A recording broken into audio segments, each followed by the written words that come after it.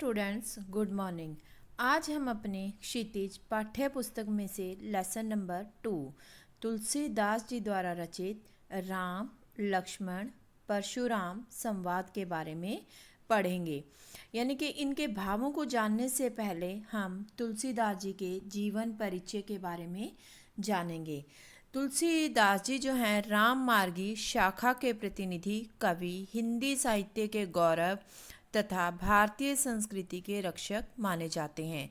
प्यारे बच्चों, इनका जन्म सन 1532 ईस्वी में उत्तर प्रदेश के बांदा जिले के राजापुर ग्राम में हुआ था।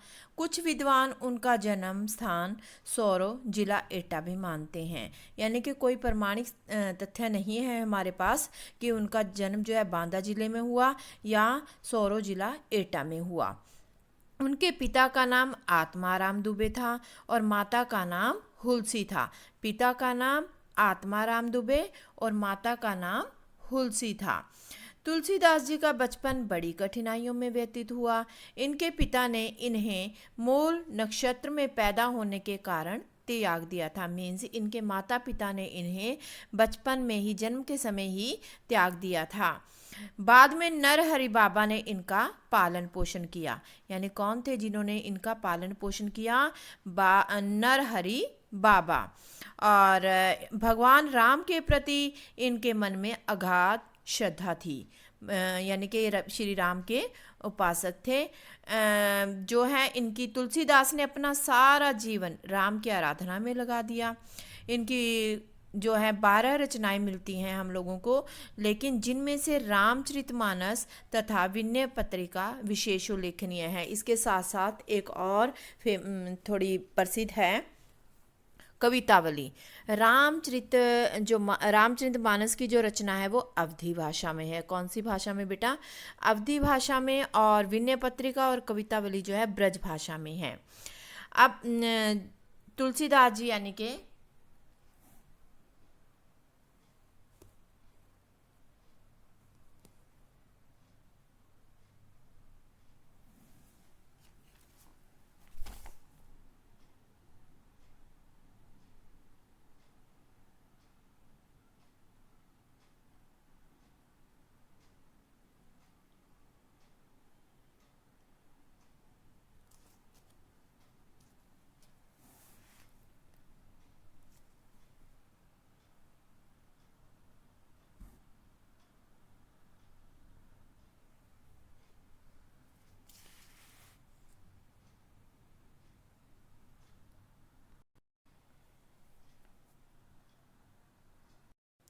तुलसीदास जी के द्वारा रचित जो ये राम लक्ष्मण परशुराम संवाद है, प्यारे बच्चों, यह अंश रामचरितमानस के बाल कांड से लिया गया है। कहाँ से? रामचरितमानस के बाल कांड से लिया गया है। यह उस समय की स्थिति का वर्णन दिखाया गया है इसमें, जब सीता स्वयंवर में राम द्वारा शिव धनुष भंग करने के बाद मुनि परशुराम को जब यह समाचार मिलता है तो वे अत्यंत क्रोधित होकर वहाँ आते हैं। कहाँ पर? राजा जनक की सभा में। कौन आते हैं? परशुराम जी। और इसके साथ साथ बहुत सारी बातें कहते हैं कि जिसने भी इस शिव धनुष को तोड़ा है या खंडित किया है वह इस सभा से बाहर आ जाए। और उनका गुस्सा शांत हो जाता है राम की शक्ति की परीक्षा लेकर।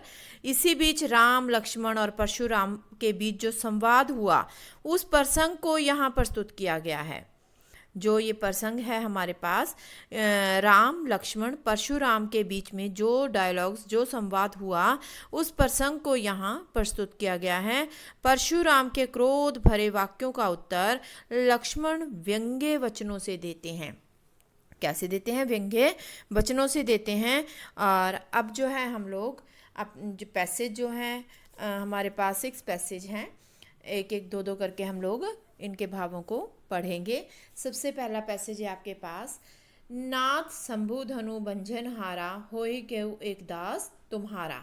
इसमें जो है तुलसीदास जी जो हैं श्री राम के माध्यम से बोलते हैं, बताते हैं कि श्री राम ने परशुराम को संबोधित करते हुए कहा कि हे नाथ, भगवान शिव के धनुष को तोड़ने वाला आपका ही कोई दास होगा, आपका ही कोई दास होगा।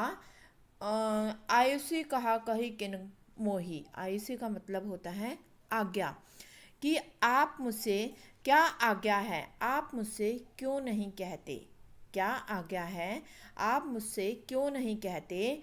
सुन ऋषाई बोले मुनि को ही।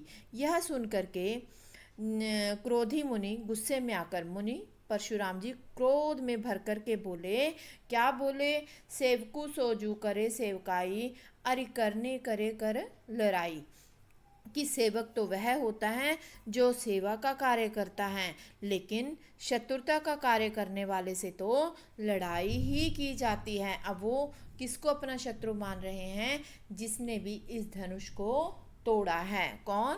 परशुराम जी। सुनहु राम जही शिव धनु तोरा, सहस्र भाऊ समसो रिपु मोरा। अब क्या कहते हैं परशुराम जी, कि जिसने भी, हे राम, जिसने भगवान शिव के धनुष को तोड़ा है, शिव धनुष को तोड़ा है, सहस्र बाहु समसो रिपु मोरा, वह सहस्र बाहु के समान ही मेरा शत्रु है, सहस्र बाहु के ही समान मेरा शत्रु है। सुनी मुन वचन लखन मुस्काने, बोले परसु धरे अब माने, और सो विलगाऊ व्याई समाजा, न तो मारे जहीं सब राजा। अब क्या कहते हैं परशुराम जी, कि वह इस भरी सभा को छोड़कर अलग हो जाएं, नहीं तो यहाँ उपस्थित सभी राजा लोग मारे जाएंगे।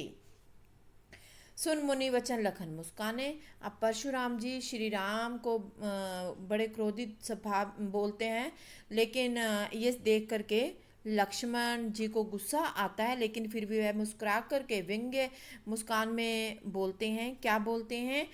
सुनी मुनि वचन लखन मुस्काने, कि मुनि के वचन सुनकर लक्ष्मण मुस्कुराए और परशुराम का अपमान करते हुए बोले, हे स्वामी, अपने बचपन में हमने बहुत सी धनुइयाँ तोड़ डाली थी।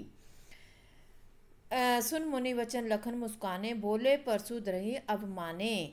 बहु धनुई तोरी लरिकाई, की लरिकाई बचपन में, कि हमने बहुत सारी जो हैं धनुइयाँ तोड़ी बचपन में। कभू ना असी रस किनी गोसाई के, हे गोसाई, कभी भी आपने इतना गुस्सा नहीं किया।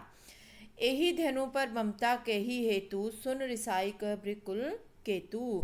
हे मुनि, इसी धनुष पर इतनी ममता क्यों है, या किस कारण से है? पहले तो कभी भी आपने इतना गुस्सा नहीं किया, पहले तो आपने कभी भी इतना क्रोध नहीं किया, आपको इसी धनुष पर इतनी ममता किस कारण से है?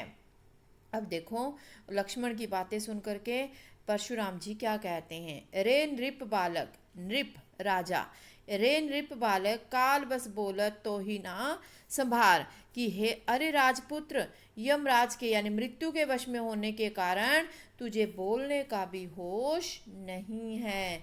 धनु ही सम त्रिपुरारी धनु, विदित सकल संसारा, विदित जानता है सारे संसार में प्रसिद्ध भगवान शिव का धनुष क्या धनु ही के समान है।